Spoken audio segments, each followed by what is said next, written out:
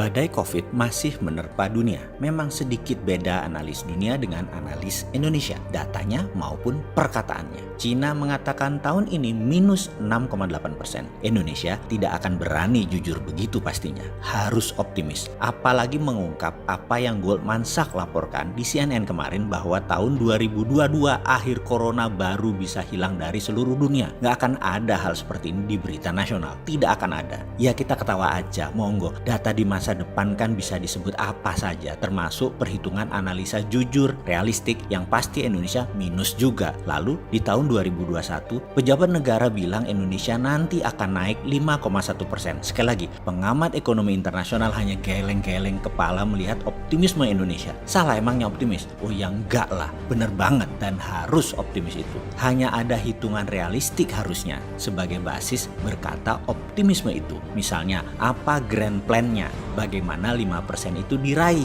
Nah, yang diperlihatkan bukan angkanya dulu naik 5%, tetapi perlihatkan bagaimana 5% itu dicapai. Kalau 5% yang ditonjolkan, kalau hanya kata-kata 5% yang digaungkan, ya semua orang yang nggak usah doktor ekonomi untuk mengatakan seperti itu. Bilang aja, tahun 2020 ini Indonesia naik 5%, tahun 2021 naik 7% pertumbuhan ekonomi nasional. Wis ngono wae. Dan caranya, jawabannya simple, bukan urusan saya. Loh kok gitu ya, jangan gitu dong bos. Oke, kita kontribusi bagaimana? Kita ini kaum Sontoloyo bukan tipe penghujat kegelapan, juga bukan orang yang menyalakan lilin. Kita ini adalah orang yang bikin pabrik genset sekalian. 4 level di atas nyalain lilin, di atas nyalain listrik, di atas nyalain genset. Kita bikin pabrik genset sekalian. Apa yang kita akan lakukan? Kita bantu UKM terbang. Karena kita semua tahu setelah badai corona yang tidak akan selesai-selesai karena cara penanganannya seperti ini. Sebentar. Saya minta semua pihak mengakuinya. Kita nggak serius menanganinya. Dan kalau dibilang nggak serius, jangan dibantah dulu sekarang. Nanti bantahannya akhir bulan Juni misalnya. COVID bener selesai atau jadi 30.000 yang terpapar. Kalau 30.000 artinya yang bener ya bukan pemerintah gitu loh ya. Kalau pemerintah bener, COVID hilang.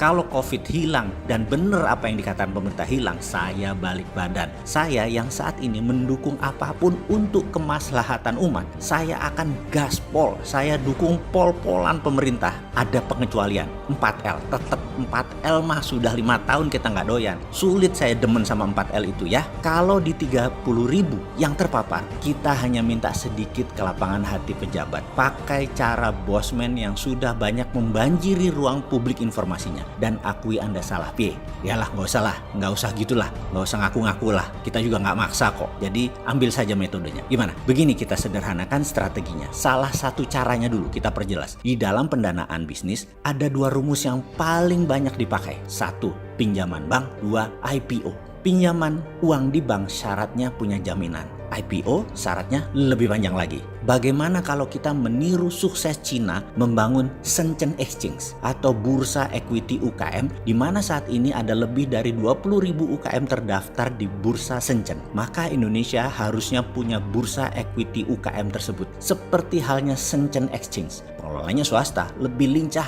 lebih agile. Beda dengan Shanghai Stock Exchange, beda dengan Hong Kong Stock Exchange atau Hang Seng, atau juga dengan New York Stock Exchange. Maka Shenzhen lebih dinamis karena UKM lebih sederhana pembukuannya, lebih simple data-datanya, gampang mereview produknya, mereview service dari UKM. Lihat saja produknya, lihat saja outletnya, lihat saja tokonya, apapun itu lebih sederhana. Sehingga tidak diperlukan yang namanya Arthur Andersen untuk mereview, Ernst & Young atau PwC untuk mengaudit. Pelanggannya sendiri yang menilai bisnis UKM. Seperti halnya Anda setelah naik Grab misalnya, Anda sebagai penumpang memberi rating kepada drivernya. Driver memberi rating pada penumpangnya. Sehingga apakah Anda penumpang bintang 5 yang kalau Anda lagi butuh Grab atau Gojek, Anda dispesialkan duluan, atau Anda driver bintang 5 di mana kalau ada permintaan dalam tanda petik Anda akan dapat duluan walaupun Anda agak jauh. Sistem akan mendulukan Anda karena Anda driver bintang 5. Demikian juga dalam bursa UKM. Rating ditentukan oleh pelanggan dan investor itu sendiri.